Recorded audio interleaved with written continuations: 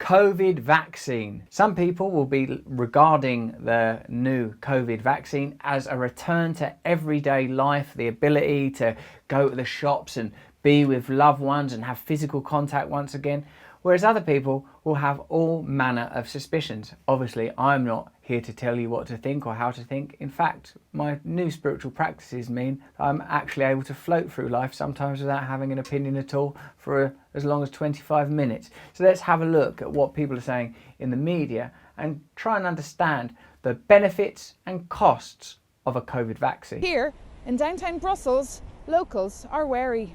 J'attends d'abord que tout le monde le fait, après je vais le faire. They are wary in downtown Brussels, aren't they? That lady's wearing every single imaginable garment on her head. Just a few months ago, the polls looked really good. 85% of people said that they would be willing to take the vaccine.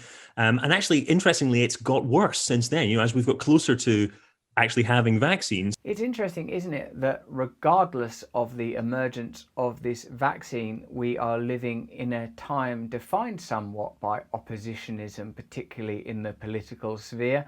The Trump era and indeed the Brexit era are defined by these kind of nearly matched opposing forces defined by a single issue. Also, we have perhaps unseen levels of cynicism towards government power. So there are some countries that do... Did you nearly say companies there? So there are some countries that do either compulsory vaccination or, you know, stop you getting your full government benefits. I think we can use incentives, you know, that are carrots rather than sticks. Oh, tell us about these carrots. How would we nudge people with a carrot? I don't want to be nudged with a carrot. This is going in a strange direction. And perhaps with a stick. I don't want to be nudged with a carrot or a stick. Most obvious one is simply to pay people to take it. 20 quid for a vaccine. What do you think? Look at him smiling. He's quite a young man. I think he's trying to get himself a little score, trying to get himself a little pony out of the vaccine, people. I recall when that app came out, the Track and Trace app, when it was marketed as the NHS Track and Trace, I thought, NHS is not a tech company. Who is really running Track and Trace? You know, it's interesting because if you are a person that is unable to go out, then this vaccine, of course, is lifeblood. Here's some basic stats on the matter. 58% of Americans are willing to take it, 40% of the Dutch, 59% of Indians are sceptical, 32% of the UK will probably take it, and 21% of the French say they would take it. Je sais pas, non, c'est juste que j'aurais pas confiance. Ce serait le premier vaccin, on ne sait pas quel effet secondaire il y aura. I suppose what it shows you, a lot of the cynicism of those people spoken to, is that we've been encouraged for so long to think as individuals. There's no such thing as society. Take care of yourself. You're on your own. The welfare state's a waste of time. Now with a vaccine, it requires that we immediately adopt the mentality, hey, we're all in this together. The mentality that was engendered at the beginning of this pandemic that cannot be backed up because the protection that workers and ordinary people will require as the financial consequences of this pandemic are felt will not be underwritten by supportive governments or a supportive corporate sector. Those people will be cast aside. Plus tard, parce que je ferai tester par les autres. That's why people have a general attitude of, well, let other people try the vaccine first. We'll see if it's successful. I might take it down the line. You know, only the desperate and most needy are the people that will be willing to get in line straight away, would be my suspicion. Here are some stats on the vaccine from CNN. It's 95% effective in preventing infections, caused no serious safety concerns. I think I heard yesterday that the pharmaceutical companies demanded indemnity from future lawsuits if there were any consequences. COVID has killed almost 1.5 million people worldwide. A mate of mine's in Los Angeles and he's saying, you know, still like thousands of people are dying every day. He's saying if that was happening as a result of an earthquake, you'd think, oh, this is a national emergency. This sort of fatalistic acceptance of a kind of glum new world. So it's not straightforward. I'm certainly by no means saying don't take a vaccine. Neither am I saying like do take a vaccine. Do you remember that there was that story about enlisting sensible celebrities to promote taking the vaccine? I thought, well, when am I going to get the call? When's old Russ, as a sensible celeb, going to get the phone call to show me banging myself up with the... You can do it yourself. You can do it at home. And that's why I didn't get that phone call. So let me ask a more fundamental question. is it really just out of the question in a democracy to make the vaccine mandatory? Well, it's not out of question in some democracies. So some democracies nearby, for instance, France has several vaccines that are mandatory. That sounds like preparation for mandating vaccines, doesn't it? Like become used to it. We've already heard that you won't be able to go to gigs, you won't be able to do this, that, you know. Do you want more government authority, or are you cynical about it? That's one of the questions that I would put to you. Do you feel a great deal of faith and trust in governments, or do you feel uncertain about granting governments more authority and power?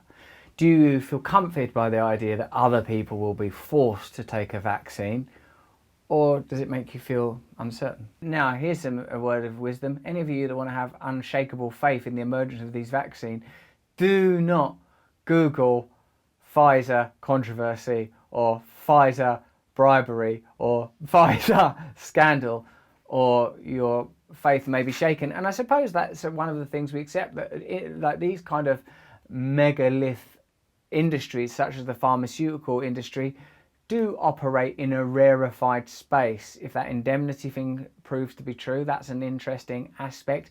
And certainly it's true that with pharmaceutical companies, you kind of accept, oh yeah, no, they had to lobby to get that through. Oh, they had to bribe someone because of that particular thing happened with that particular drug.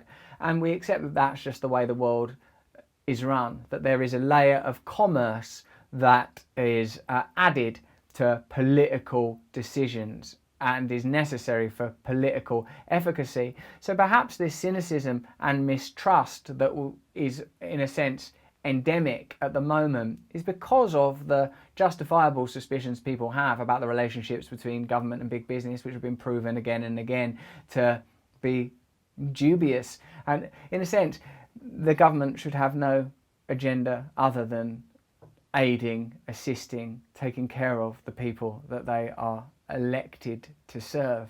Whenever you sense that there is an additional ingredient, particularly one that opposes that basic premise, it's necessary to become suspicious. Yeah, absolutely. There's private incentives as well. So we saw the CEO of Qantas saying that he's going to, I think he hasn't officially said, but he's thinking about it. They're considering having some kind of so you have to show your passport for an international flight. You might also have to show your immunity passport for an international flight. Well, that's very curious, like that the private sector will be leveraging, incentivizing and mandating vaccines and immunity as a sort of form of control.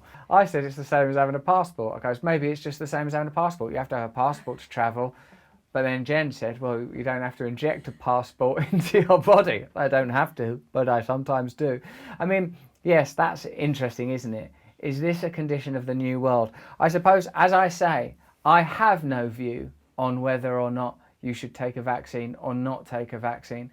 But certainly we're in a new environment where new ideas are being leveraged on the basis of public health and safety that certainly seem to have another component due to some of the partners that are involved, notably Pfizer, and at a time where people are concerned as well as about their health, about individual liberty and the impediment on individual liberty imposed by government organisations aided and abetted by corporations, it seems it's concerning.